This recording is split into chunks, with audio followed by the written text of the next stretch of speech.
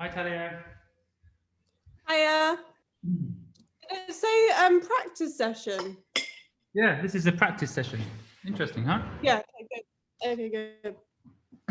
So, as always, I just want to double check the screen share thingy-majiggy. You can go live on Facebook on this now as well. Oh, really? That's cool. Live on Facebook, live on YouTube. Do you want to do that or no? Not this time. Let me try. You can start sharing when someone else is sharing. All right, I know what you mean. Screen share, let's try it. Can you see my screen now? No. Oh, now I can. See, what I always find weird about this is actually,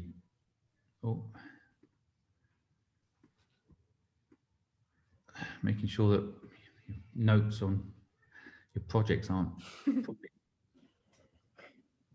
personal account details aren't highlighted on the back screen. Yeah. But now if I press play, you can see that, right?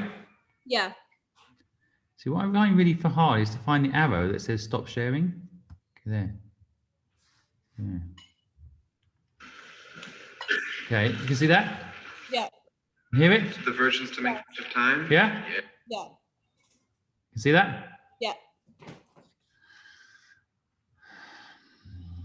All right then. Now, should I go live on TikTok? Maybe I should.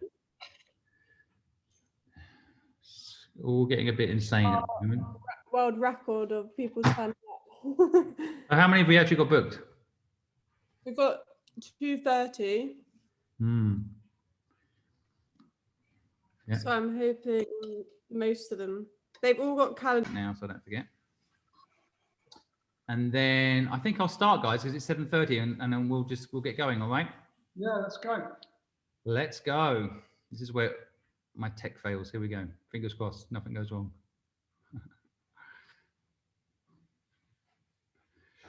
So I think we'll wait for people to come into the room. Tally, you can turn the waiting room off, right? Yeah, I've already turned off. All right. And then what I'm going to do. Oh.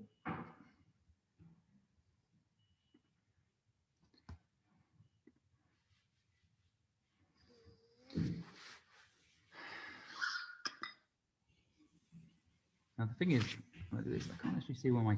There we go.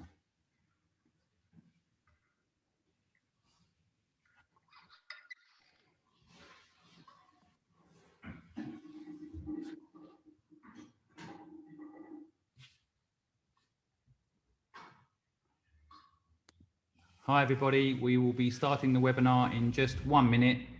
We are waiting for people to join. I feel like one of those guys in the cinema that says the movie will be starting in 1 minute. Please buy your popcorn. That's a trick missed. We should have sold popcorn. Next time.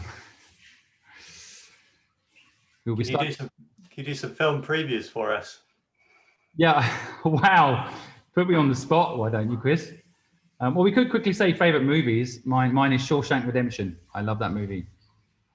What's your favorite movie, Andrew? Oh, God, I don't know. You look like a Gladiator guy to me. No, I don't know. I've been rewatching Karate Kid movies recently. Wow. I wasn't expecting that. Butch Cassidy and the Sundance Kid is my one. Classic. Incredible movie. Chris? Maybe on the back of Neil's comment, The Sting. Nice. Seen that movie a lot of times. It's got to be the best heist movie out there. People that are tuning in now might be thinking we're a movie review webinar, which I've not seen one of those yet. That would be original, but we're not. We're here to help you start and grow your business today. And I think we'll kick off, actually. I can see people dropping into the room, but I think we'll just kick off because the first thing we're going to start with is a little bit of a fun video from one of my other favorite movies. And so this is where the tech doesn't work. I knew that was going to happen. Yeah, see, tech problem.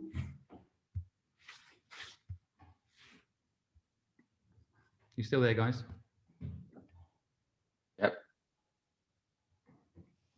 Yeah, I knew I'd have a tech problem as soon as I started playing the, let's try that again. Okay, can you, oh, it's working, good. Okay guys, so we'll start. And I want to start off while we wait for a few more people to drop in by just sharing a clip that I think does personify perhaps in many ways why you should start a business today.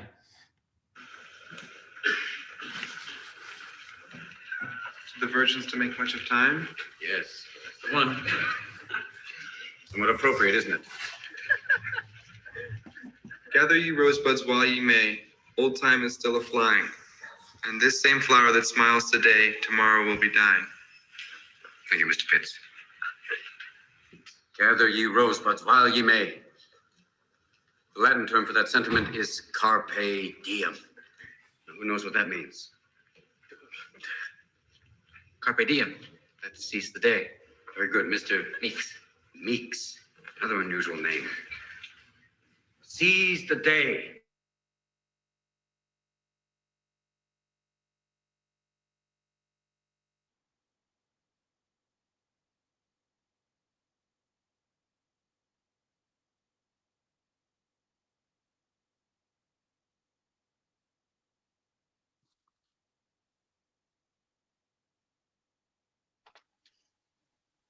Simon, the sound isn't working. I don't think you just lost it midway through the video. Maybe just take yourself off. Past. Is it, oh, is it Asked working many now? times. I don't think it really. Yeah, it is now. Okay, thank you for letting me know, Neil.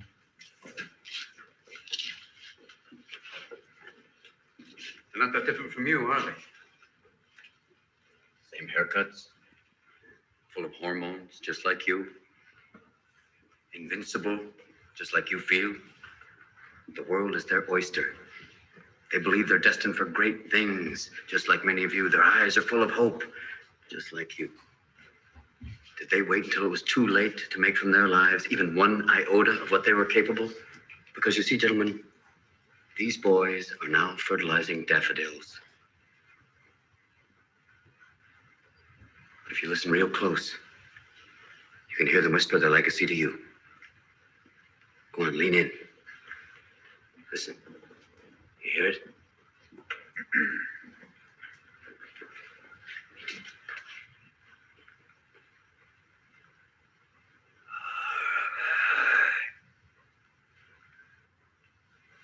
Hear it?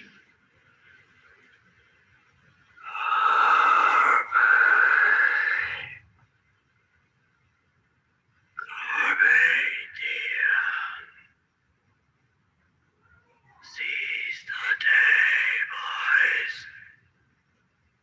Make your lives extraordinary.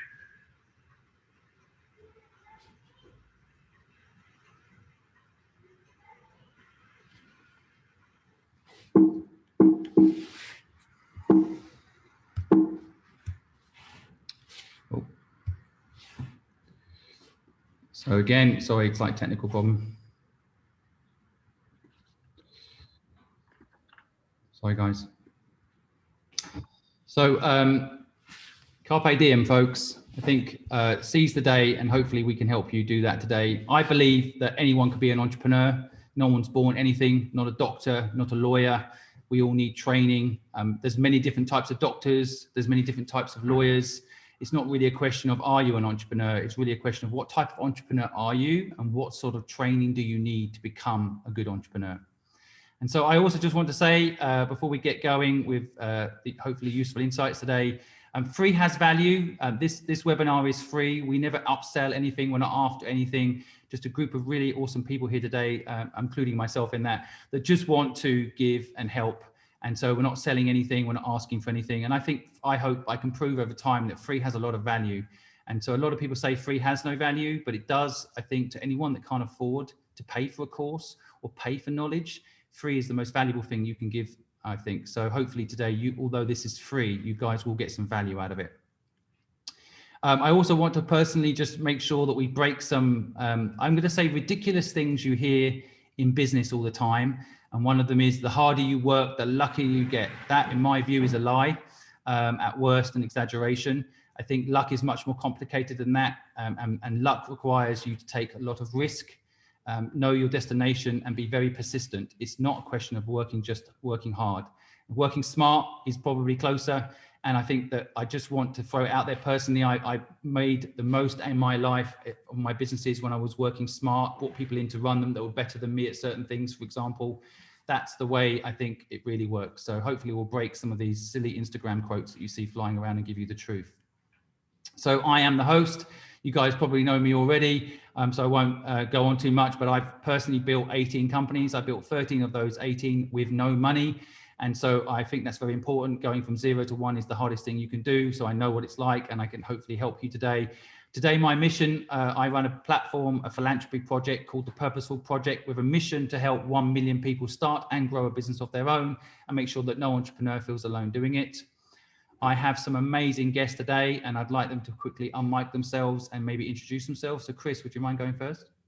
Yeah, thanks, Simon, and thanks for having us again. So my name's Christopher Goodfellow. I'm the founder of Box2 Media, recently rebranded to Inkwell. So if you do look us up, it's Chris Inkwell on Twitter, and we're at inkwellagency.co.uk. We're a content agency, and we specialize in creating content for business owners.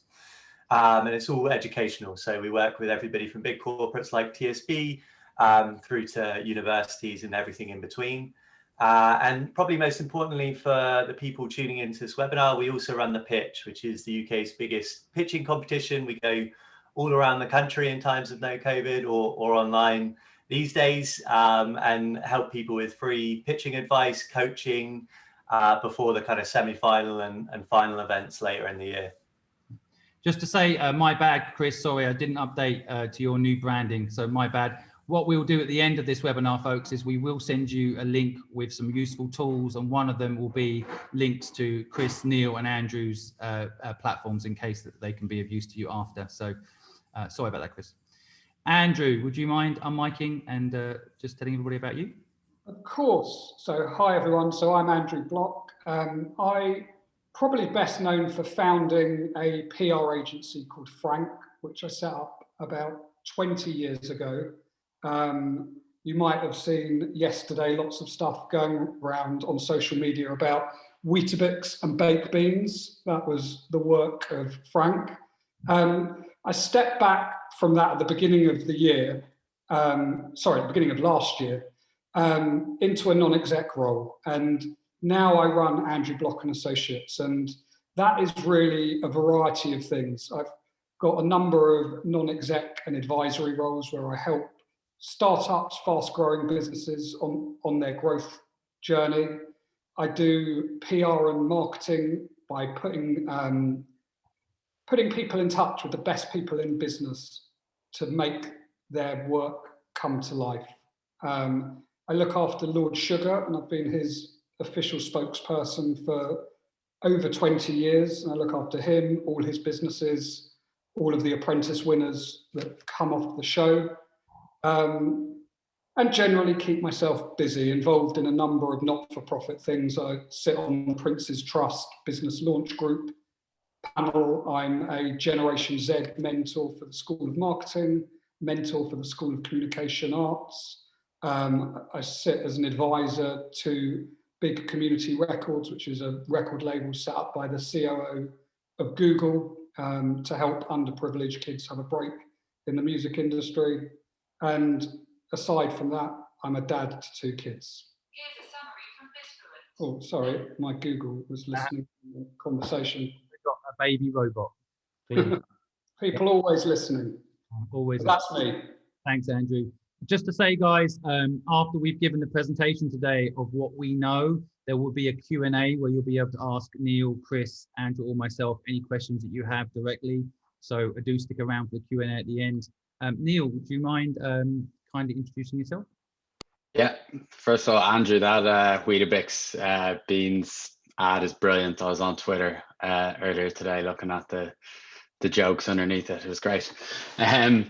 But about me, I'm head of equity at Squibb Funding. It's a fintech that helps SMEs and startups get access to funding, whether that be debt, grants, or equity. My focus is on the equity and the grant side of things. So I'm trying to help founders basically get attract the attention of the right VCs, and hopefully as well help VCs get good quality deal flow. My background, I started as a tech consultant at IBM. I worked commercial projects for Betfair for several years, and I started an MBA at London Business School, and where now I'm running the pre-accelerator at London Business School. The reason I tell you that is because it's open to everyone. So the application is closed for this year, but every year it's open to absolutely everyone and not just the people who go to London Business School. That's me. Thanks, Neil. So just to say, guys, you can throw questions into the comment section on here. Talia, who is behind the scenes running everything today, my right-hand person on the Purposeful Project, will be keeping an eye out for your questions. We will have a toilet break about halfway through where we will be able to answer some of those questions. And again, you guys will be able to come up on stage and ask your question and hopefully get some help today. So I think just to quickly go over what we're doing, it's pretty straightforward. It was a part of the original invite, so you guys will know this already. I think we'll get going. So ideas and innovation.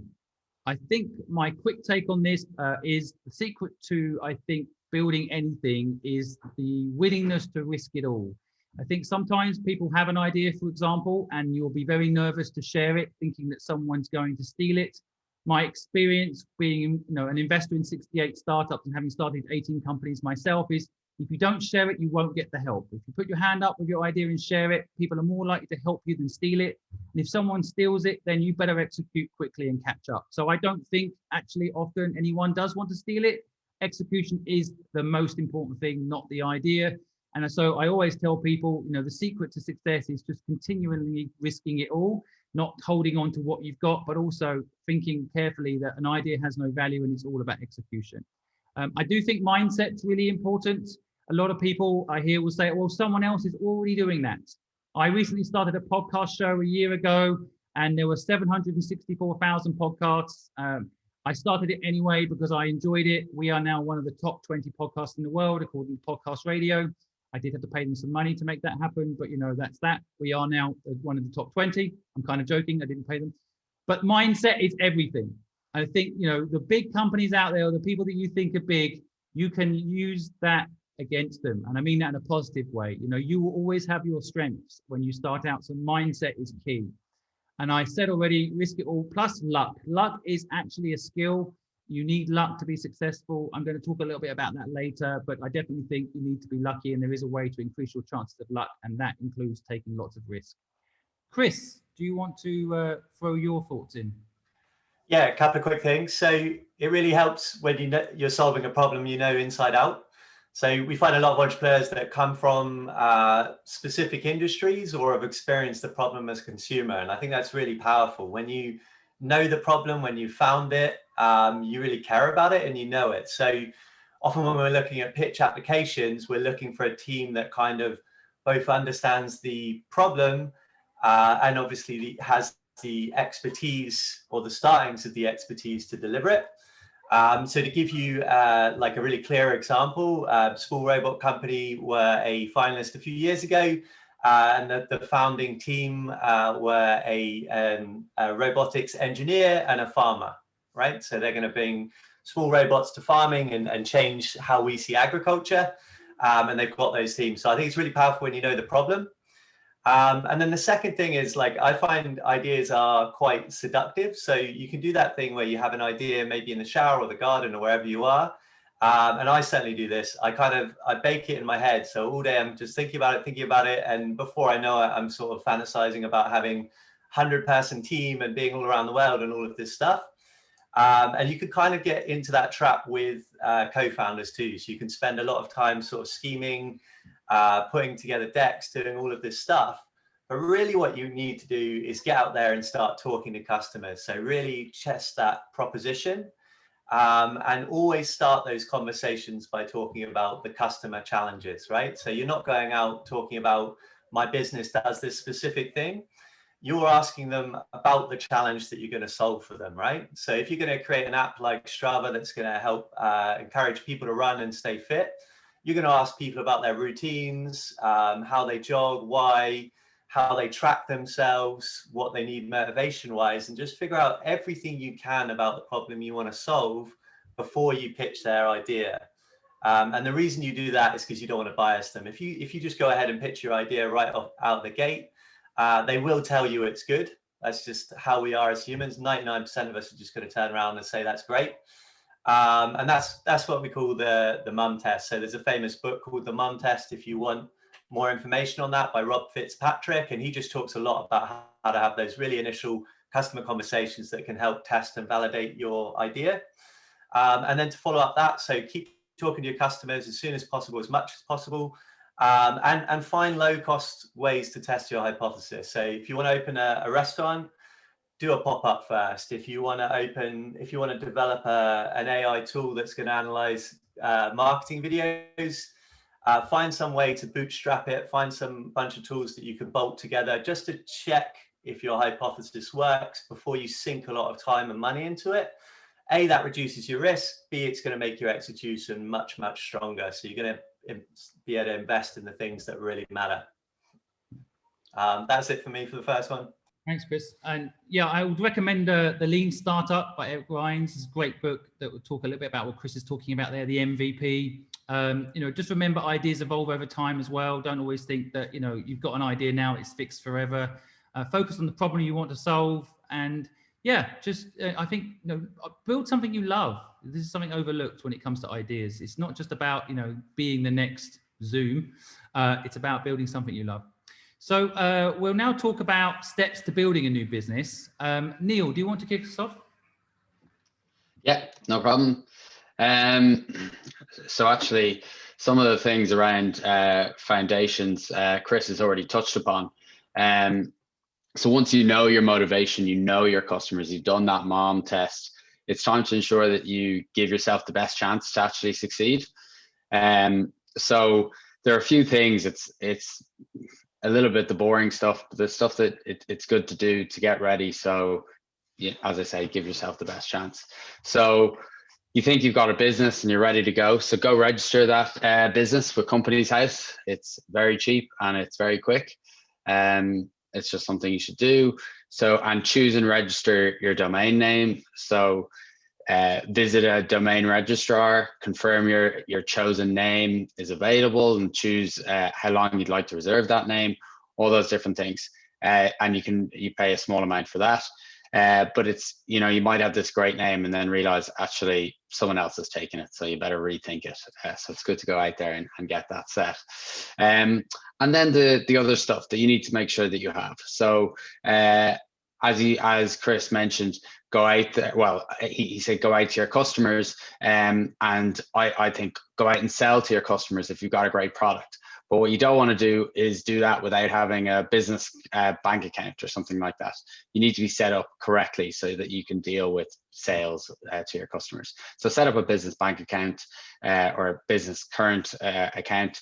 It's pretty quick and easy. There's loads of people out there doing it. Loads of the either the neo banks or the digital banks or your traditional banks. They all will do them for you. Get business insurance if you need business insurance, because some of your businesses, they might take on a bit of risk in terms of legal protection for what you need or for your product. And you need to protect your employees, just different things like that. So make sure you've checked that. And then also get some legal advice if you need it. Don't go out to your lawyers and spend lots of money, but the likes of Seed Legals are really leading the way in this and making sure that you've set up everything right. You've got your founders agreement, the kind of the boring stuff, but it's important so that the great chats you've had with your co-founder in the pub don't end up in a big fight in the end. And then one of the other things I'll just say about setting the foundations is your team. Make sure you know who your team is and know who you'll need to execute on this. So will you need someone with specialist skills? And you may think you're a great generalist, but sometimes you just really do need that specialist. So marketing sometimes can seem like something everyone can do, and sometimes it is, but then technical things like your search engine optimization, or making sure you're getting a good pay per clicks, or your click-through rates, all that stuff. And then sales is quite specialist. And then someone who's going to build your app, all that stuff. So make sure you've really thought about that. Then my next point is just have ready what your investors might ask for. So when we go out to investors and we approach investors on behalf of founders, we want a 15 to 20 slide pitch deck. Have that ready to go. There's lots of different structures out there, but you want to be covering the basics: who your team is, what your proposition is. So, you know, your problem and then the solution, you have your financials, all those different things. Go check a good template for your pitch deck and make sure you've covered that off. And then before your investor asks, they're going to ask you what your valuation is. This is a really tough question for founders, and especially when you're young, it's really hard to do. But there are several different ways to value your company. Pick the top 3 or 4 and weight them depending on how suitable you think that valuation is. So some people do scorecard valuation methodologies. Some use the venture capital valuation method, the Dave Burkus valuation method, which is he was a professor in an American law school, I think Stanford, or not business school, Stanford. And then there's the risk factor summation. These are all just valuations. Go out there, make sure you are comfortable with that and that you can stand behind it and justify that to an investor. Then depending on your business, you'll have to know what the key metrics are for you and the KPIs, or the key performance indicators. So it's really important that if you're an e-commerce business, you know what the cost of acquisition of a customer is, or like, so how much if you have to spend on advertising to get a customer in, and then what is the lifetime value of that customer? Are they going to stay with you or just do a once-off purchase? Things like that. And then you'll need your financials. So in your pitch deck, you'll have your nice hockey stick curve that says you're going to make all this money in revenue. So you'll need your revenue projections, but then other things you'll need is operational expenses. You'll need your cash flow. So how much money are you actually going to burn in the first few months of your business? All these things. And then the last point I'll just make here is SEIS and EIS advanced assurance. So these are really great schemes. They're tax schemes that make you more enticing to investors because they de-risk the investment in your business if you are eligible for these tax schemes. So what it actually means is, under the SEIS, which stands for the Seed Enterprise Investment Scheme, an investor can invest in your business if you're less than 2 years from your first commercial sale, and they can write 50% off of this against their tax bill that year. And there's no capital gains tax on the profits, and there's no inheritance tax. And enter the EIS Enterprise Investment Scheme is just the big brother of that. You can raise a lot more over the span of 7 years. You can raise up to 12 million in the lifetime of that. And the only difference is the investors get 30% off on their tax bill. So these are just some important things I thought I'd cover. Great, Neil. Thank you, guys. Just to say, at the end of this webinar, we will be sending you an email with all the resources that Neil's just mentioned on there. A lot of access to free templates and so on that can help you do your pitch decks. So Neil's covered a lot of ground there as well. So at the end, again, we will be doing a Q&A. You guys, if you're not sure of some of the things that Neil's explained there, we will be available at the end to answer them in more detail if you need it, okay? So I'm quite conscious I want to keep this flowing so you get lots of information and get to the Q&A bit. So I'm going to be quick. I completely agree with everything Neil said, but I would also say that sometimes paper will always accept ink. You know, the most important thing is to look in the eyes of the person you're doing business with, be it an investor or the co-founder, and try to understand where their moral code is. You know, I have been involved in situations where I have all the paperwork in order, but people have still screwed me over. So I think it's very important that you do business through your gut instinct. And of course, get a lawyer, of course. Do the paperwork, exactly as Neil said, but also at the same time, eyes wide open, try and understand the person you're doing business with. 51%, you know, sometimes people get caught up in equity. I mean, personally, as an investor, I want 5% of a successful business, not 51% of a failure. So, and I think equity and control can be two separate things. So a lot of people get a bit fixated on having 51% equity. And I often tell them that Rupert Murdoch actually owned 17% of News Corp, but he was still very much in control of it. So just keep that in mind. Neil mentioned making sure your company registration is in place. I also want to just add on the trademark of your name as well. You've got to make sure you trademark your name. I have been caught out on that many, many times. I had a business called Foodie. It did really well. And then someone came out in the woodwork and said they owned the trademark and wanted to take all the income we've ever made in that business off us. So it can be a real threat to the business if you don't get it in place. That's the basics for now. Let's now talk about long-term team structure. And Andrew, would you mind jumping in with your views on this? Of course. So, now you've got your team in place. So the first thing is what I call putting the right people in the right seat. You've got a company, there's different roles to fill. Neil sort of touched on this a little bit earlier in terms of specific skill sets that you're going to need internally and also when you outsource. So make sure you can ascertain what your team's talents are and you're putting the best possible people for the best possible job in the right place. Sometimes you can have an organization, you've got very talented people, but they're not necessarily doing the role they're best suited for. So you always have to take the time to sort of suss out where you can maximize on someone's capabilities. Always give clear objectives and feedback. So I think it's very easy to expect that people understand what your thought process is, what you want them to do.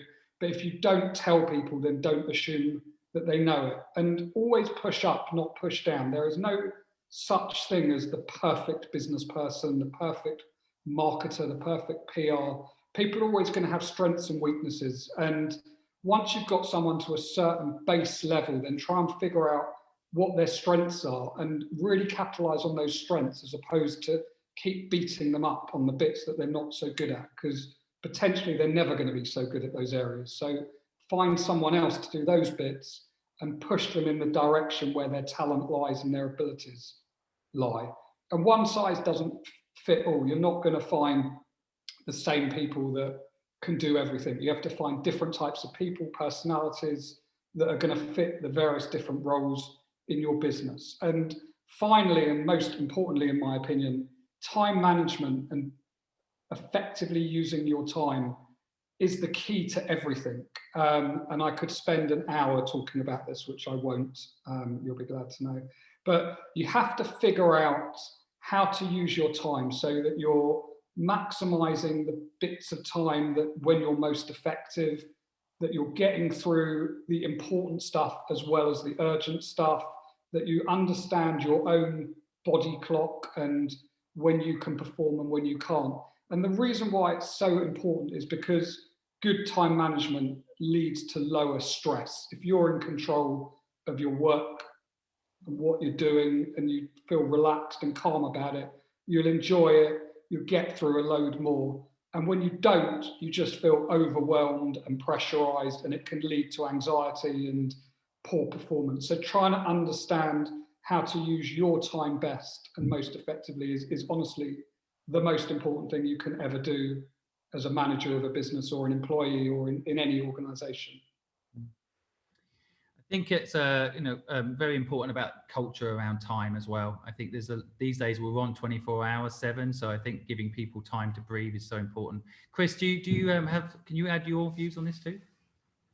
Yeah, sure. So as something I really found when we were starting out, so my company's over 3 years old now.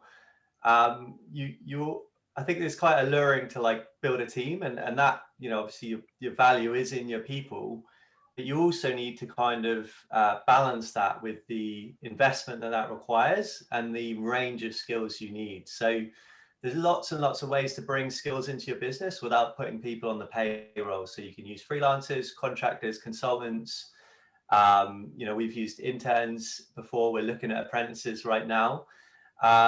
So consider all your options and kind of weigh up what components you want to bring onto your team in a kind of more flexible way. Obviously, you want to support them and make it fair, but there's lots of people that want to work as contractors, and balance that with bringing people on full time. So when we started hiring, obviously that then is a cost that you've got to cover every month. And my company was bootstrapped with a redundancy check. So we're always very conscious that investing in growth was kind of investing in people, but just figuring out that balance between flexibility and payroll was really crucial.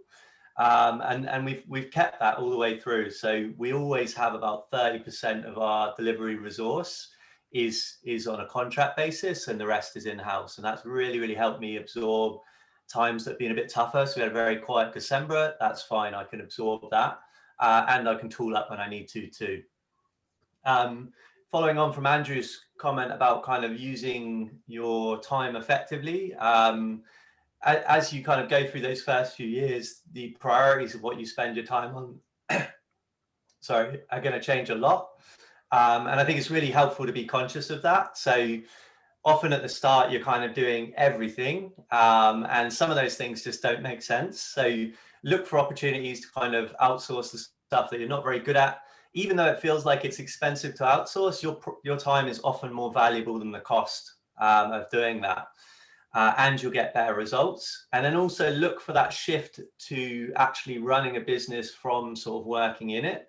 So at the start, you might spend 90% of your time delivering what your company does, particularly in a business like mine that's an agency. But over time, that should drop. So you should be investing more of your time on sales, particularly on building a team, on getting the right company structure and all the partners in place, and less of your time doing the day-to-day delivery, because the day-to-day delivery will always be there. And if you get stuck in that mode of just doing 90% delivery, it will be a chicken and egg situation and your business won't grow.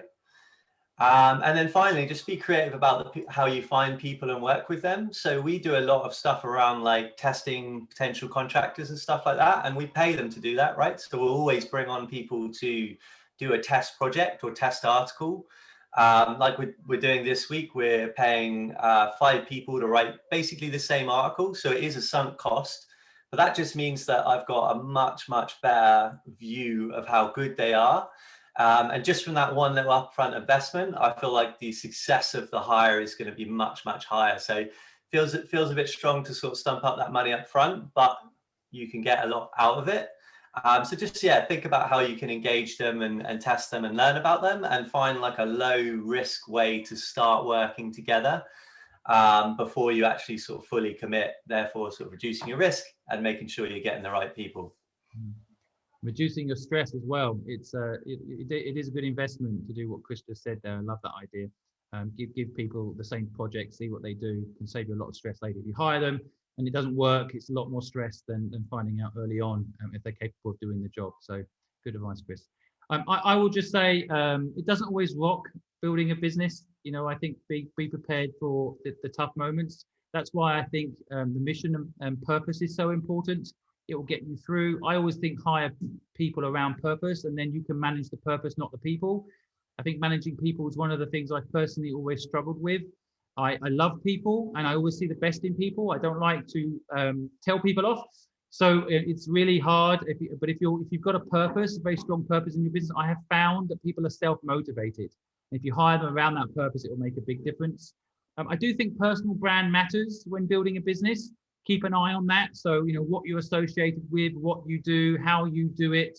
I mean, Andrew's friend and client, Alan Sugar, is a good example. You know, a good brand, someone that is straight talking, he's authentic. I think being an ambassador for your business is going to be the strongest way to get your message out. But just keep an eye on your personal brand.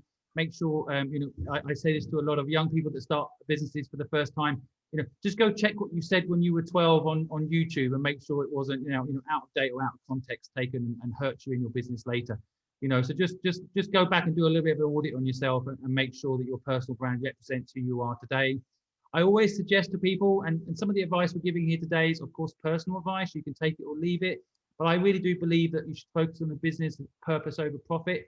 Think long term, don't take short term gains. Nearly every successful business today actually is thinking long term. When they're thinking quarter to quarter, they don't survive these days. You've also got to think the same. Long term, as long as you can think, is the better the business will be. All right, so let's talk about funding. And I would like Neil, if you don't mind, to just kick off a little bit about your thoughts on funding. Yeah. So start with the first point. Data is the best tool to cut through the noise. I think it's certainly true because, well, first of all, when you go out to get funding, you'll have to talk to a lot of people, and you will have to convince them of your purpose and your motivations and that you're the right person to invest in. But one thing, once you've got past that first hurdle and they like you as a person, they like what you're doing, you're going to have to produce some figures. And like I mentioned before, there's metrics and there's KPIs, which should be specific for your business and the type of industry you're in. So you should have them down pat, and you should know them exactly how they're doing. So make sure you're growing. Sometimes you might not be able to grow for certain reasons, but have your know why that's been happening.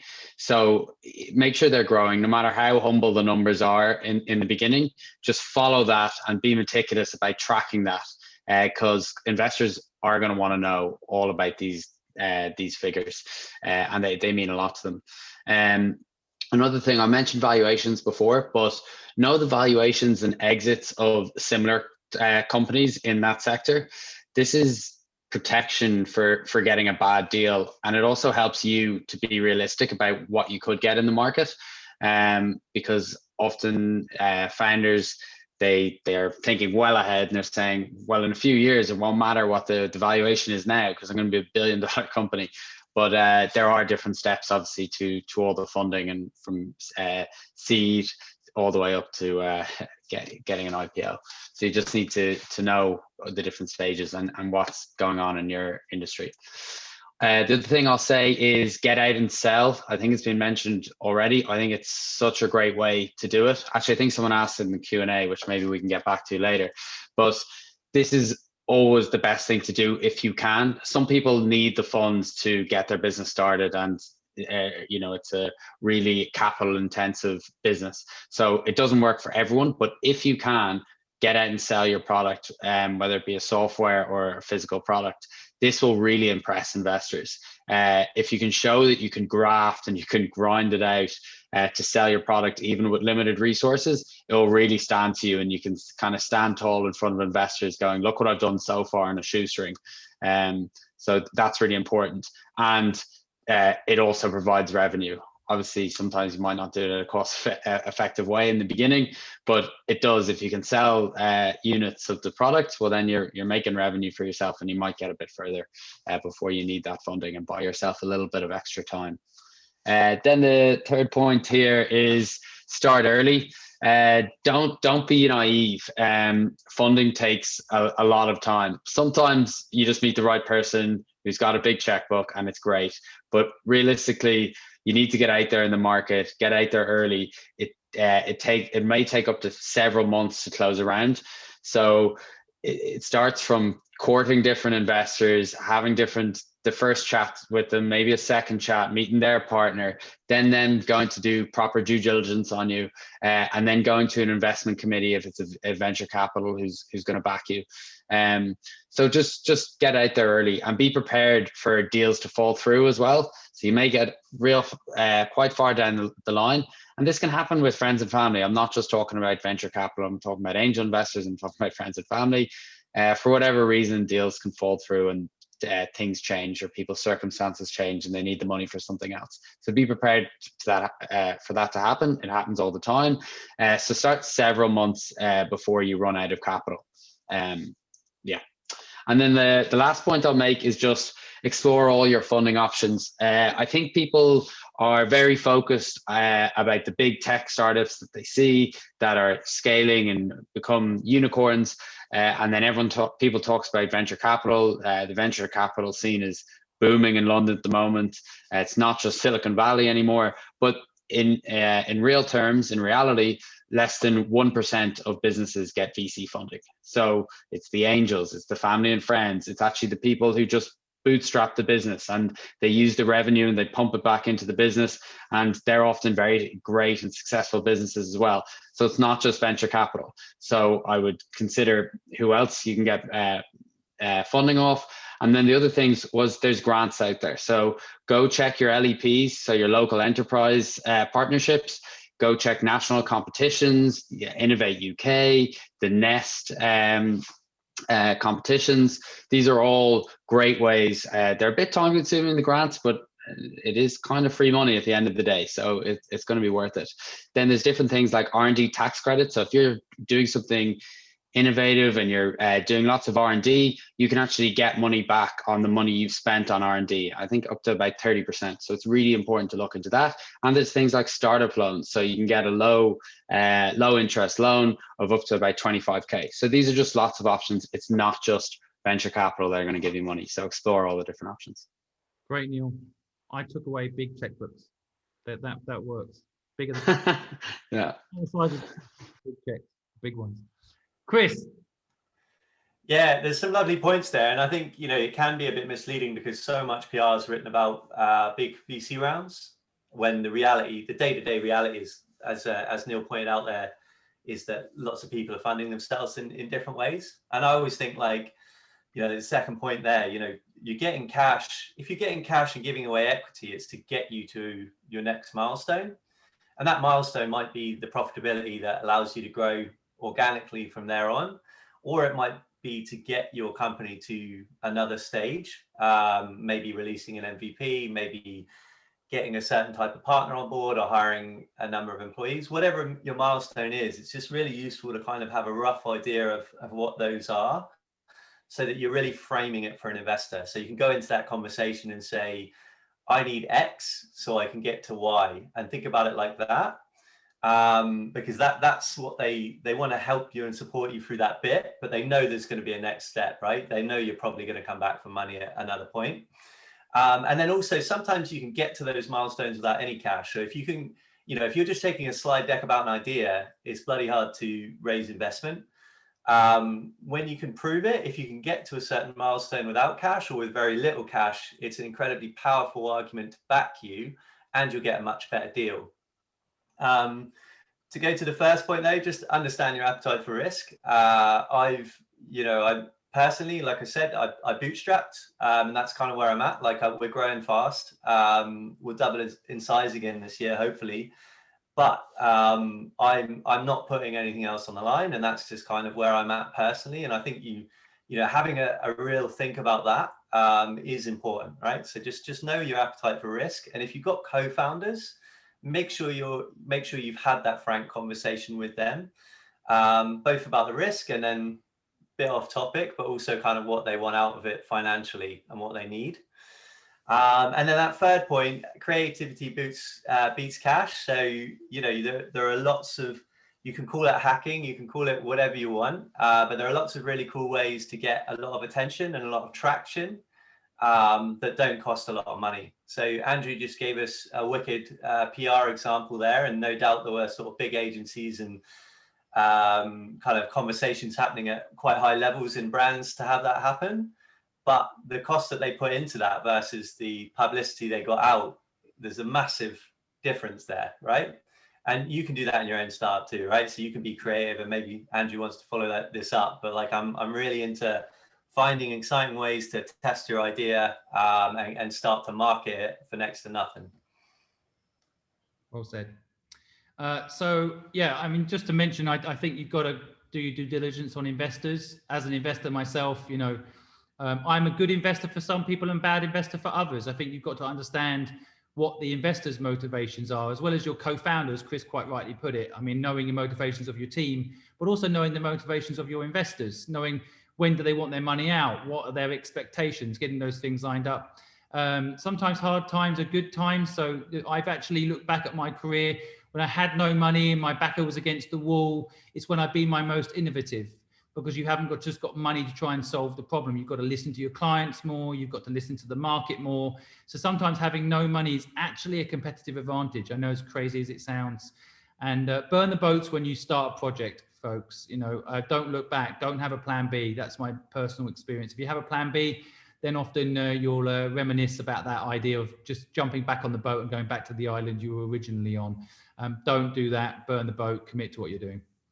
Brand building. So one of my favorite subjects. I could do a whole webinar just on this subject alone, but we're going to give you the basics today. Actually, Andrew, can you go first, so I'm not always talking? Yeah, of course I can. So I could also talk for many hours on this, so just a few key principles really in terms of a brand. So first of all, you really got to understand what is the thing that you want to talk about? What's your unique selling point? A lot of companies make the mistake of trying to say lots of things at once. It's absolutely critical to be laser focused on the one thing that is going to make you stand out and make people pay attention. You need to create talkability. And my definition of talkability would be the buzz that takes over and does your best marketing for you. There is no point just talking into the abyss with no one listening, no one engaging. As Chris pointed out earlier, you can be creative and you can be smart, but you need to grab people's attention. And there's 4 triggers that when I was at Frank as an agency, we would always play around with to help us train our thinking in terms of coming up with ideas that would have talkability at the heart of them. And talkability can come from anywhere. It can be a PR campaign, an ad campaign, a sponsorship. Always think idea first. But the 4 triggers are, first of all, look at the perceptions of your industry. How is it normally treated? How do people perceive what you do? And can you break those conventions? Can you turn them on their head?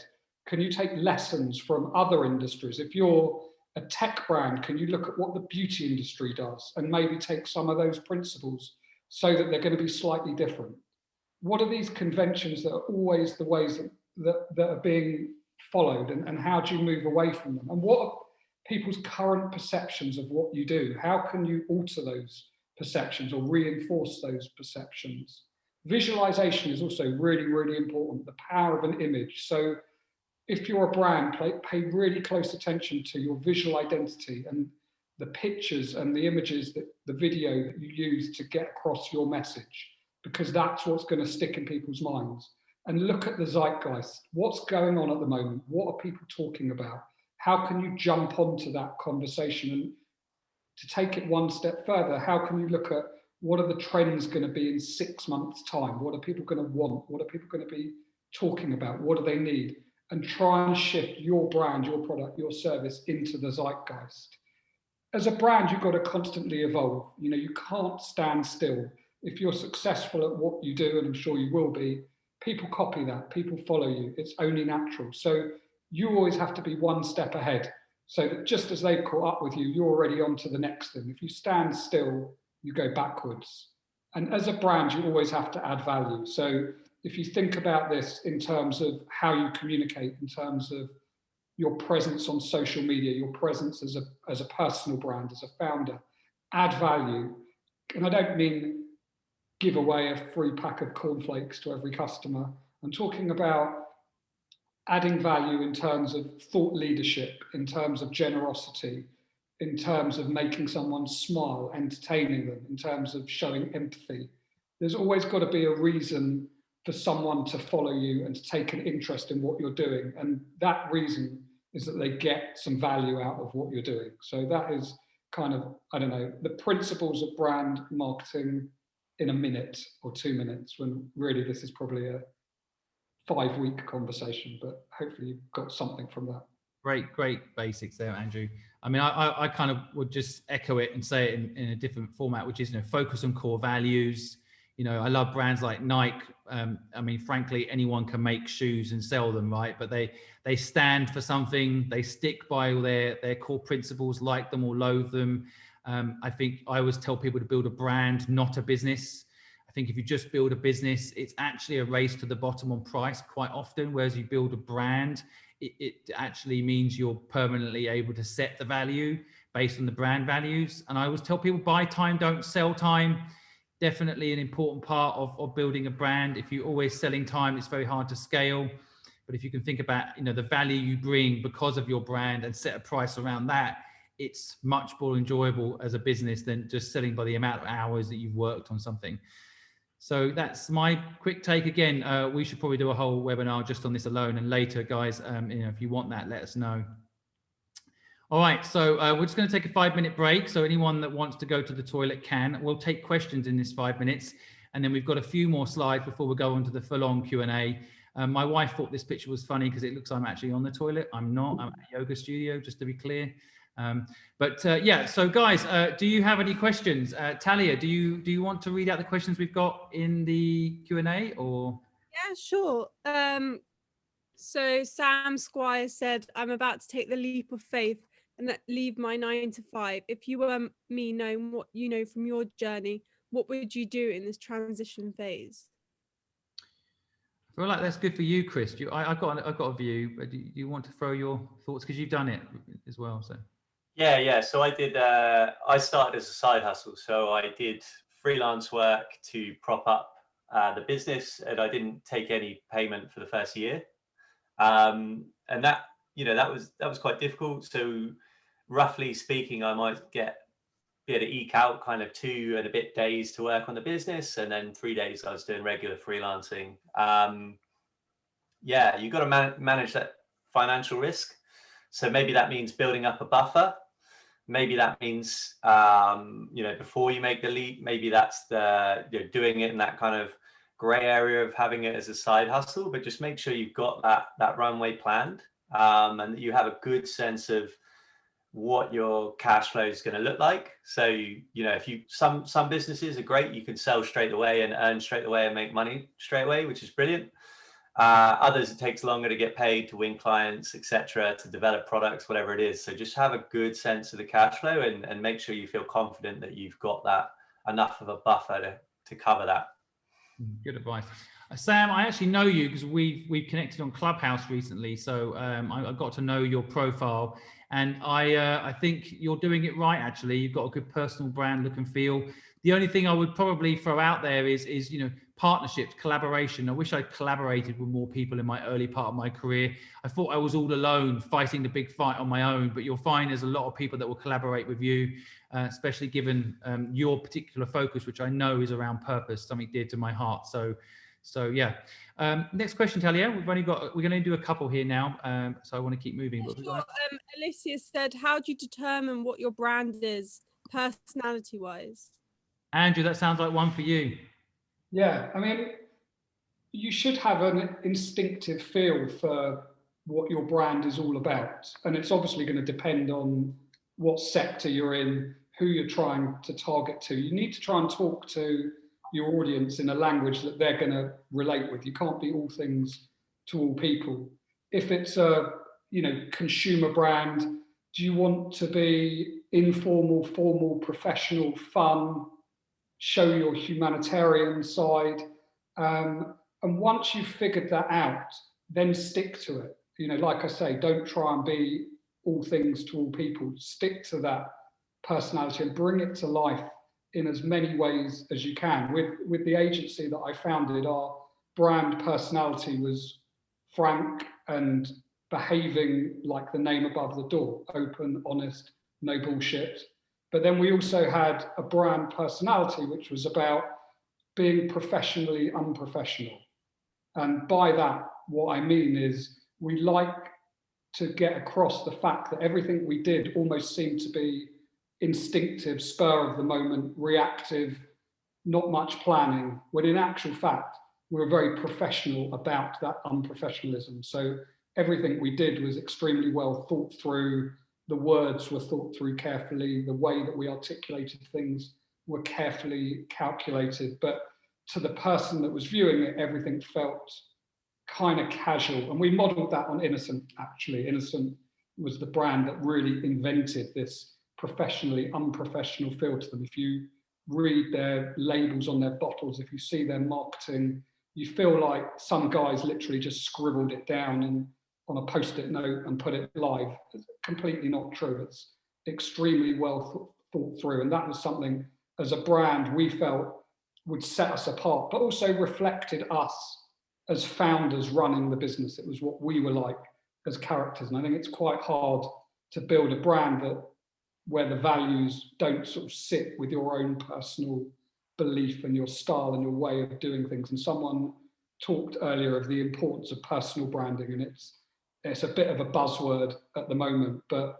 actually the leader of a brand, the figurehead, does have so much power over that organization. So it makes sense to try and align your business with your own personal values and your own personal brand. Well said. When I sold my business Fluid to PwC recently, I asked them afterwards why they bought it, and they said because they loved the brand personality. It was something they couldn't recreate themselves. So it's really important on a personal level, on a company level, that you do figure out exactly what your brand is. I think on the personal side, it's easy. You just have to be you. It's the only way you can keep it going. So whatever your brand traits are, whatever they are, be honest about them, write them down, and probably follow through on them. And on the business side, like I think what Andrew's just said is brilliant. You know, understand your brand persona. Frank, what he does, how he does it, why he does it, and really try to think those things through. Okay, guys, we're gonna come back to all the questions. So keep throwing the questions in the Q&A. You can also come on stage in a little bit, in about 15 minutes, 10, 15 minutes, when we finish doing the presentation to you guys, and you can come and ask some more questions. But I think we'll move on from the toilet break. Sick of looking at myself on the toilet. And we'll jump into two things that, again, are quite dear to my heart: social plan and marketing audit. Andrew, again, do you mind going first? Sure. So, just a few thoughts on this topic. So I think I touched on this just earlier. You've got to understand who your audience is. You're not trying to sell to everyone. You've got a distinctive audience. Understand what they want, what they need, why they would buy from you, and engage with them. The beauty of social media is it's free. And if you use it well, you can connect with all the people you want to connect with, but you've got to do it properly. And your content strategy is extremely important. It's got to be something that is well thought through, that is consistent, that follows a theme. And you can largely be organic in what you do. You can obviously now buy your way to anything. It's not hard to get 1 million eyeballs, 10 million eyeballs, but actually the way to make your performance marketing really work, and by performance marketing, I'm talking about paid for content, when you've got posts and you're boosting them on whatever social platform it is you're using, you can do that. But how to get exponential growth and exponential results is to make sure that your content is good, because then it will get shared and it will go beyond the pay-per-click model. And the Weetabix example I gave you sort of earlier on is a classic example of something that had 150 or so major brands engaging with it yesterday. It had hundreds of thousands of retweets. It was talked about everywhere. To buy that sort of marketing would cost an absolute fortune. So if you can get your content right and it's shareable, that's going to be the most impactful thing you can do. But always focus on your business objectives. Don't do things for the sake of it. There is no point in doing PR or social media just for the sake of it. Understand what it is you want to do. Is it getting hits to your website? Is it driving sales? Is it changing people's perceptions? Focus on them and make sure that everything you do leads back to that. And don't forget to sell.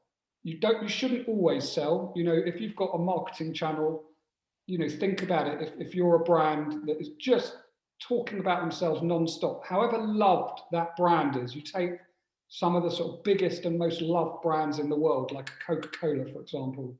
No one wants to follow an Instagram feed or a Twitter feed or a TikTok feed of cans of Coke, just flavors, price promotions. They want entertainment, they want value. So you have to find that balance of mixing the value and the entertainment and the interest and the reasons for people to follow you with the sales message. And I always think, sort of roughly speaking, 75% adding value and entertainment, 25% selling. And if you look at someone like Lord Sugar and his Twitter feed, he probably does it the other way around. About 75% of his content is plugging his companies and selling stuff. But actually, he's got such power as an endorser that people will just stay there for the 25% humor, stupid jokes, banter, insults. You've got to find your balance right. But remember that you're there to sell. So, yeah, I always think in this particular kind of marketing thing, again, 1 + 1 = 11. This kind of teaming up with people is not appreciated enough. I didn't appreciate it in my career early enough. I think it can be really powerful. Partnerships is one of the things I just love to do. And I think everyone that's building a business, sometimes you can do a partnership that funds your business better than getting an investor to fund your business. Again, I've said it already, stand for something. I always love to look at movies as a way of teaching you things. I like the movie The Wolf of Wall Street. I don't like some of the moral code elements of it, but I like the culture element of that movie. And one of the things in that movie is about selling a pen. he asks you to buy a pen. The key is not trying to sell someone something. Actually, the key is listening to what they actually need, understanding the person you're selling to. And there are 3 steps. First you've got to get to know each other, hopefully like each other. The second step is then, do you need each other? If you can identify need, but what you're selling they actually need, and vice versa, then the third bit, which is pricing, for example, always falls into place. But people jump straight to pricing. People will say, here's my company, this is what we do, and this is how much it is if you want it. And they don't spend enough time before doing that bit with the first 2. Do we like each other and do we need each other?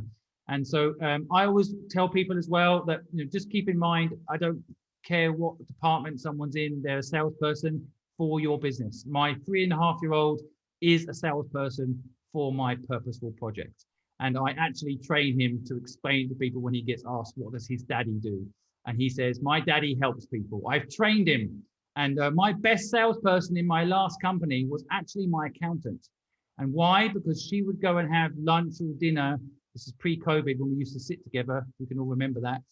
She used to go and sit with people in the old days, have lunch with colleagues, similar high-profile CFOs, and she would be talking about the wonderful things we were doing at the company. And those CFOs would go back and talk to their CEOs.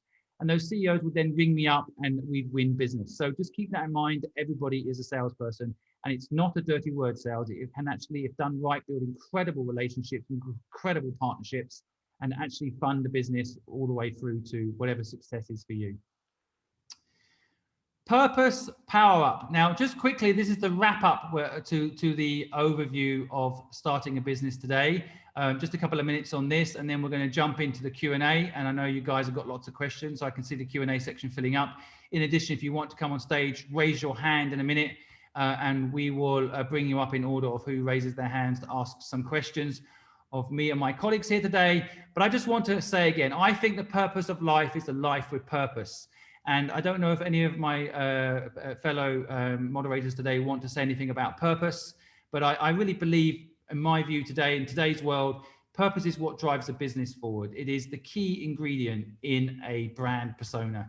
And if you want to build a business and it's just about making money, you're going to find it very tough to manage people, hire people, and even get clients. But if you have a purpose, and mine is to go back to that 15-year-old me that didn't have any help to start a business. I did it all on my own at 15. I didn't know what a mentor was. I didn't know what a coach was. I didn't know how to raise money. I certainly didn't have access to people like Neil, Chris, and Andrew. And so, I absolutely believe with all my heart that I'm going back and helping that 15-year-old me. Now, often the person I'm helping is more like in their 30s or their 20s, but that's why I'm here today. I'm here giving back to that younger me. But if you can find that purpose, it can drive you to work hard and love what you do. Does anyone else want to throw anything in around this point? Don't feel obliged. I think, for me, it's about that purpose means doing stuff that matters. And that stuff isn't necessarily saving the world, solving climate change problems. It might be, but equally it could be making someone smile or making women feel better about themselves because I'm promoting makeup or a hair care product, but doing stuff that matters. And then also stuff that matters to me personally. I think I've got to a stage in my career where I do what I want to do and can turn down things that I don't. And things that matter to me are things that I enjoy. And it's a complete cliche, but we spend so many hours of our life working that you need to be able to find something that you enjoy doing and you don't resent it and you look forward to work, not sort of dread getting out of bed on a Monday morning. So that's my personal purpose. Love it, Andrew. Yeah. Purpose can take time, guys. Don't put yourself under pressure to find purpose, but it's just a good word to include in your aims. Neil? Yeah, I just wanted to highlight, it's something you mentioned it before, and it's something that we deal with at Swoop all the time. Because if you're just following revenue around the place, you are going to just put yourself under pressure to hit quarterly targets and things like that. And you might as well just have one big sales team and a big call center and get people in that way. What we're trying to do is be smart and democratize financing for small businesses and startups. And the best way we can do that is by helping them actually set the foundations for their business and provide material for them so that they kind of see us as a partner rather than just going, okay, someone's come to our platform. How quickly can we get some revenue from them? So it's really important to think like that.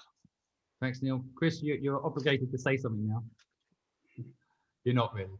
Yeah, I just to echo Andrew's point, I think like it can be a bit sort of bewildering, or you can feel like you need something, you know, sort of earth-shattering as your purpose, but you could just, you know, find a lot of value in the thing you do and the good execution of it, and kind of having a purpose that really means something to you. So just don't feel like you need to fit a mold of striking out for something massive, or that's, you know, a lot of people are sort of talking about.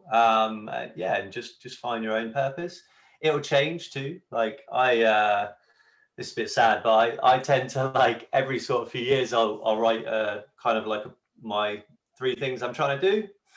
And I have like a notes document, and it has all my like sort of mentor and coaching chats and other bits and pieces, and I just leave it at the top, so that whenever I have one of those conversations, whenever I open that to have one of those conversations, I just get reminded of like why I'm here and what we're trying to do with the business. And that just kind of frames it a little bit more, and just the repetition of it in your brain really helps you like kind of visualize it and therefore go away and execute in the right way. I feel like I ducked it a bit, but hopefully that's a practical tip. It's another one that we could probably do a whole webinar on. But I just think I wish someone had told me the word purpose a little bit younger in my career, just so I had a chance to think about it. It took me 10 years to find my purpose and discover it was something that had already happened to me in the past. But it's an important word, I think, to throw in there, especially in this day and age where I think a lot of young people want to work with companies with purpose. You know, businesses like Tom Shoes, for example, that aren't just selling shoes, they're trying to help people that, you know, don't have shoes get shoes. You know, I think that's important in today's world as well. Okay, so just wrapping up before we go to the Q&A, I wouldn't feel right if I didn't just mention, please keep an eye on your health. I know if you're here today and you've listened to the whole thing today, then you're a very motivated person, but I don't want you to ever neglect your health, so just keep an eye on it. I know I did for a while. I became completely work obsessed, and it's just something I want to throw out there. Please keep a close eye on your health. I have a lovely graphic that I'm going to send you all after this that just shows you maybe how to think about your health and well-being and where you are within the health tree. But you know, you can't buy health back. You can buy a doctor, but you can't buy health. So it's a cheesy line, but true. Please don't overwork, and keep a close eye on your health. Okay, Q&A time. So I'm going to try and duck out of this presentation now and probably do something wrong. No, I didn't do something wrong. Now, if anyone wants to raise their hand and come on stage and actually ask a question and probably pitch your business quickly as well to the great crowd we've got here today, you're welcome very quickly. While we're waiting for hands to be raised, for you to come up on stage, the confident ones amongst you, why don't you please raise your hand now? But in the meantime, Talia, is there any questions in the Q&A we haven't yet answered? I think there's quite a lot, so why don't we? Yeah, I mean, Thomas said, I found that the best way to validate and startup ideas to pre-sell it. How would you do this? Chris, I feel like a pre-sale of an idea is right up your alley with Pitch UK. What's your view on that? Can you just repeat the question? Sorry, my 2-year-old's Sure. Thomas said, I found that the best way to validate a startup idea is to pre-sell it. How would you do this? Yeah, very much depends on the product. So if you've got something, first of all, there's a waiting list. That's probably the simplest way to do it. Obviously, there's no money involved there. You're not going to get funding. But if you're just, it's so quick to put up a product page to start selling and marketing it and just collect that data. You know, so you could have a sort of pre-registered list of 1,000 people, and that provides the kind of social proof, make sure you know that it's right, and is a little bit of an opportunity to pre-sell. Companies like TransferWise did that right at the start. It kind of, when TransferWise launched, it kind of looked like you could do the money transfer then, but actually they were just grabbing the data at the start. And obviously now they've got investment stuff. Other pre-sale platforms, there's obviously stuff like Kickstarter, where you can get funding for an idea with the pledge that you'll give people those products once you've made it. Other than that, like pre-sell in my world, like, you know, I'm an agency. I imagine it's the same for Andrew at the start. We're selling time, effectively, time and ideas and value. So you can go out and start selling that tomorrow. And you know, that's obviously how we got going. So I don't know if you want to weigh in and let us know exactly what you're doing, but hopefully that's a little bit of framing for you. Just to add to that, I've used a really nice platform called Faraday, where you can mock up an advertisement and you can put it live on things like Facebook or Instagram. You pay, you know, anywhere between 100 to 300 quid. It sees a certain amount of views, and the hope is that people click on it. And you have a landing page, like Chris said. You've set up your product page. You tell them about what the product will be when you create it, and you ask them to sign up on a waiting list. It's a good way to do it without spending too much money and validating that there is an interest for your product. Just to show how technically apt I am, I've just sent the panelists all a comment. So enjoy that comment, panelists. Don't completely ignore me. I'm trying to send it to them. But I did it 3 times earlier. Yeah, I've just sent a message to the panelists. You don't need to hear what my YouTube channel is, do you? But guys, please put up your hands if you want to come on stage. I'm now going to bring someone up on stage and to ask a question. And so again, just playing with the tech. But if you've got a question, come up on stage. It might be nicer just to hear your voice and ask the question direct. Alexandru, I'm bringing you up now. Eleanor, I'm going to bring you up after. Megan, I'm going to bring you up after that. But if anyone else wants to come up on stage and ask a question of the panelists, feel free. Alexandra, are you there? This is like a big test of the tech, isn't it? Are you there? I'm going to let me just. Hello. Oh, hi. How you doing? Hi. I wasn't expecting that fast. Okay. First of all, you will have to pardon my bad English. I will try to explain myself as proper as possible. You mentioned before purpose. So if you do a business, do it with purpose. Don't have in mind the profit. How do you guys, or how does anyone actually? I'm sorry to frame it like this, but how do you start getting in the mindset of a business? Like, for example, I'm assuming Mr. Squibb, like you've been on TikTok, you've seen the hair trimmers publicity, to buy the hair trimmers. I was thinking about that as well, but I can't get to the point where to actually look for sponsors. I found the product. I can make the web page, the landing page with Squarespace, for example. That won't be any problem. But the fear of actually failing petrifies me. How do you get in the mindset of, okay, well, I'm gonna do it. If it fails, it fails. Like I have people to support. I can't lose my 9 to 5. I would love to quit it, you know, like we all would love to quit the 9 to 5. Just work with purpose. How do I get to that point? Because it just petrifies me. I think fear of failure is quite normal. I would only, I mean, it's very, first of all, I've got a 3.5-year-old, right? And I have to say, when he came along into my life, a lot of my priorities changed. But when I was building my career and didn't have a little boy to look after, I was always like, well, the worst is, because I had nothing, worst is I would go back to having nothing. And I was happy when I had nothing. I think sometimes possessions can own you. I certainly know my son knows if I'm happy or not. It's got nothing to do with what I own, right? So I think, you know, you don't want to be on your deathbed and have any regrets. You don't want to look back and say, I should have done that thing that I wish I'd enjoyed myself a bit more and taken that risk. You know, you only regret in life what you don't do. And I think the good thing about having a job today is I never had that luxury. I could never get a job. But in a way that was a benefit, because I could never get a job. I had to make what I was working on work, right? And I think sometimes you don't realize you've got a leg up. You've got a bonus, which is if it doesn't work, you can go get a job. So maybe really it's more about risk mitigation. It's a bit what Chris was saying earlier, which I think is brilliant, which is, you know your risk appetite. Take 6 months money, put it aside so you can take 6 months out of your 9 to 5, try something, go do something different. And if it doesn't work, you will get a job. You know, I know right now that sounds like maybe not, but I do think if you've got experience, it's actually quite easy still to find work right now. It's those that don't have experience that are finding it a little tougher. And so I think but again, I don't know your personal circumstances. I don't know what your personal responsibilities and commitments are, but that's my quick take. You don't want to lie on your deathbed regretting not experiencing what it's like not to live a 9 to 5, especially when you sound like you really feel like you need a change from it. Anyone else want to add something to what I've said? Yeah, I think what you said is completely true. And I've made several big decisions in my career. The truth is you never feel ready. And sometimes you just have to make the jump. And, I felt like that when I was setting up my PR agency.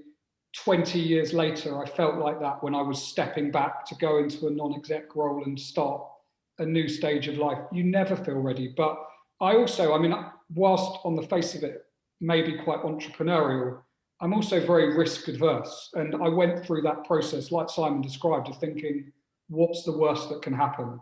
And you can find ways to mitigate the risk. You don't have to go out and do it all yourself. You can find people to back you, to make sure that you've got enough income that you can look after yourself and your family. And starting something new should never be a wild sort of stab in the dark at something. It should always be thought through. But the strongest thing I could possibly say is don't think that other people feel ready to do it. Whenever you do something entrepreneurial, there is always this feeling of, am I ready? Is there a sort of imposter syndrome? Am I just stupid to think that I'm capable of doing it? But if you don't try, you never know.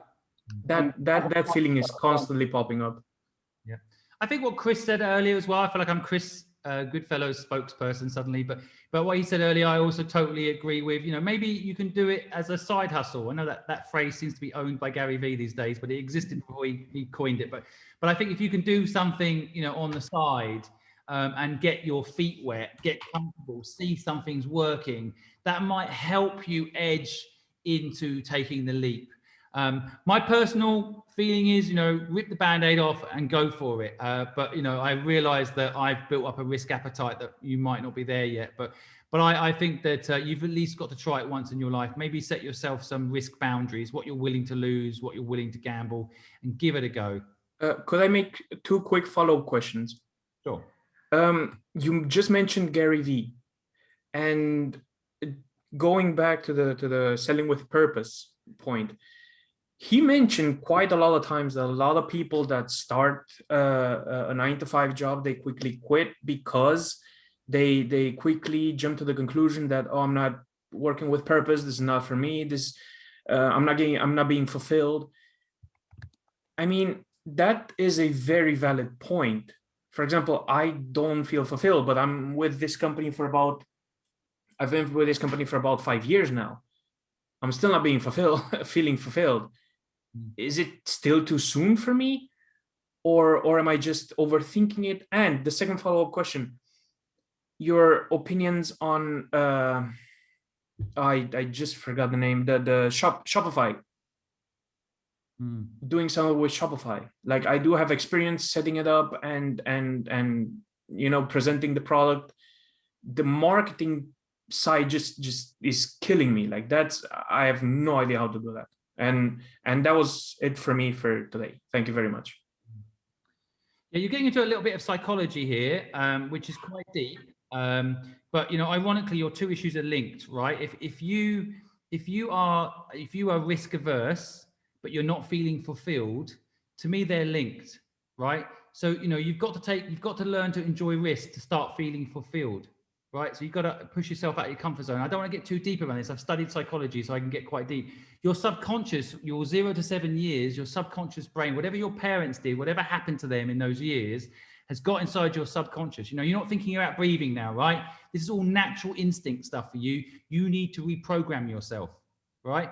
Because risk is not a bad word, okay? And if the more risk you take, you'll feel a sensation of excitement, like going on a roller coaster ride. That excitement, the highs and lows, the fear, the end, the beginning, you'll feel alive, and that will make you feel more fulfilled. You can actually get that in a job. I'm scared to say it because I'm not a fan of working for someone else, but you can also get it in a job. I see it in Neil, and he works for Swoop. I can see it. You can still be passionate, but you've got to take risk as Neil is doing. He's doing an MBA, he's helping out on these different projects, he's starting an accelerator at the London Business School. You know, like, he's not staying in one lane, and that's making him fulfilled. I'm speaking for you now, Neil, sorry, but that concept, I can see it in him, right? Even though he's working for someone else, he's got other things going on, and that makes what he's actually doing for the company he's working with also fulfilling, right? Does it make sense? So in a crude, let's say, in a crude manner of saying it, just shut up and do it. I'm saying plan, breathe deep, and take a leap. And don't overthink it. Well, I think thinking's good. Well, to a certain point, plan everything, but don't go over the edge with overthinking. Yeah, basically. Well said. Okay. All right. Well, look, then stay in the network, all right? I don't. You're not alone when you go and try and take this leap as well. Not like the old days where you're all alone. There's loads of people around, including us here, that can help you. But are you gonna leap, or what are you gonna do? no, I'm still. No, I'm still gonna stay. I'm still gonna listen. But you know what's funny? That's what I've been taught all my life, that if you're now working for a company that sells a product, then you're never gonna achieve fulfillment. You're never gonna win money. You're gonna be basically homeless. That's what my parents and basically society has been telling me all my life. I'm from '88, by the way. Someone that was homeless. I was homeless, so I can tell you that's not the reason you're homeless. You know, that's this infrastructure system you rely on to that fails. That's got absolutely nothing to do with chasing money. Chasing money, actually, I know a lot of people that go homeless because they chase money. Yeah. And then, but anyway, get deep into that subject. But yeah, look, I can see where you're at. I feel like you're going to make the leap, and that's why you're here. And if we can help you more, do let us know. But I feel bad. There's other people waiting. So I want to thank you for coming on and sharing your honesty. And we are here for you, so stay in touch, okay? Okay. Well, sorry for taking so much of the time. How can I pass the? I'm going to pass it over. I'm going to set it up now. Thank you for coming. Okay. On. Thank you very much. Eleanor, you're up.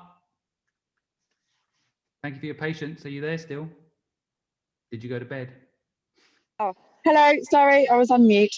Oh, no problem. Hi, how are you? And how can we help you? What's your question? Hello, I'm good, thank you. So first of all, thank you so much for putting this session on. I've already learned a lot. And Simon, I actually spoke to you yesterday about my real estate matching app, and I'm taking your ideas on board already. So my question is, if I'm approaching potential partners or alliances, that came up a little bit earlier about how that's sometimes a good way to move to the next step.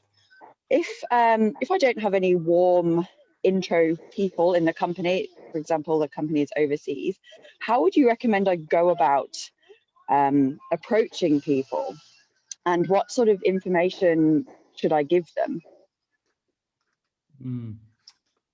Anyone else want to jump in on this? Chris? Yeah, really quickly. Like, we do a lot of, or some sales into corporates, and it always just feels like an impenetrable fortress, or at least in the fact that you just don't know, like, you know, who to start with. And this isn't like, unfortunately, I don't have like a great shortcut for you, but there is, you know, if you put the footwork in, and that generally means scraping LinkedIn and doing a lot of Google searching and phoning and just trying to get somebody helpful that will point you in the right direction, you do get there. Like, that's just like sales, you know, so much of the time we put into sales in my company is doing that kind of groundwork to work out exactly who we need to find. And in some cases, we might even speak to like half a dozen people, you know, from the receptionist that we cold called to somebody else that we managed to, you know, join with on LinkedIn before we get to the actual decision maker we need. So yeah, I don't know if anyone else has got anything more than that, but groundwork. I'll throw something in there. And Eleanor, I know a little bit about your background because we did speak yesterday. I've just realised, yeah. And I would say one element is ask the people close to you, because they know you and respect you the most, and they know your strengths and weaknesses. And for example, both Andrew and Chris on here have introduced me to people and helped me. And Neil will, I'm sure, not leaving him out. But the point I'm trying to make is that the people close to you, you know, just ask them who they know. That is the low-hanging fruit. It's so much easier if you know the people. You don't have to go in and cold pitch, explain who you are, your moral code, and so on. it's actually an introduction. It's so powerful. So that's the first. Tap into your network as much as you can, and just ask people. Does anyone else want to add? Yeah, I would just say, like, one of the things I've learned, and it took me a long time to learn it, but it's just be fearless about it. And the beauty of social media, in particular LinkedIn, is you can connect with people, and don't try and sell to them. Just ask if they've got 5 minutes to have a chat. And one of the benefits of COVID and all the crap that's going on in the world, people at the moment are a bit more open to a 5-minute, a 10-minute chat. And just today, I sort of picked 3 people's brains on something, and one of them ended up buying what I was talking to them about. Wasn't actually my intention, but if you don't go in with an ask, and all you actually ask is for someone's time and opinion, you'd be surprised how many people will give you that time of day. Okay, thank you. That's a wicked point, Andrew. I think as well, just keep the ask small and make it like super tailored to them. Don't go. I'd see a lot of like spam come through. That's they've obviously just asked a ton. Just make it super personal and super easy for them to help. Well said. Yeah, no generic email. You look like you're having a nice day there. It's been snowing all day here in London. I can't look anymore. It's making me jealous. It's amazing. Sorry. Enjoy. Yeah, going to be a hot day today. Thanks very much, guys. I appreciate it. Thank you. Thanks for joining today.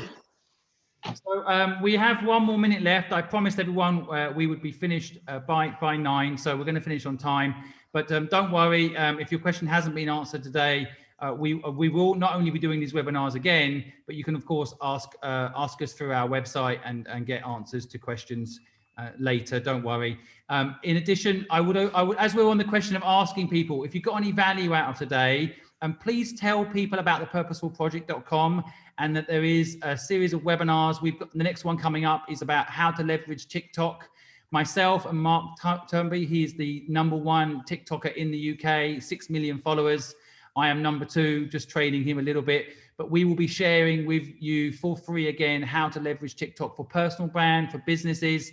That will be in 2 weeks' time. Talia, remind me of the date in a minute.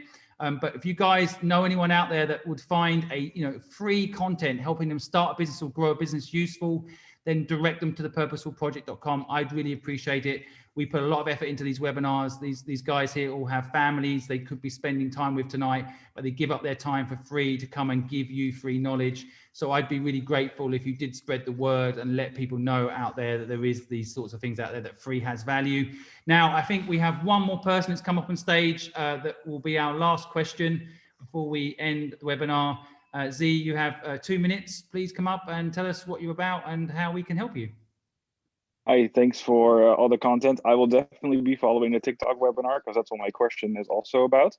Okay. So I'm the founder of a startup called Allergen Club, and we build software for people with food allergies and alternative diets. So they can go to the grocery store and know exactly what's in the product without having to read everything. And then they can automatically link that app to a dietitian so that they can get professional help as they move along their diet journey. And so my question is specifically about TikTok.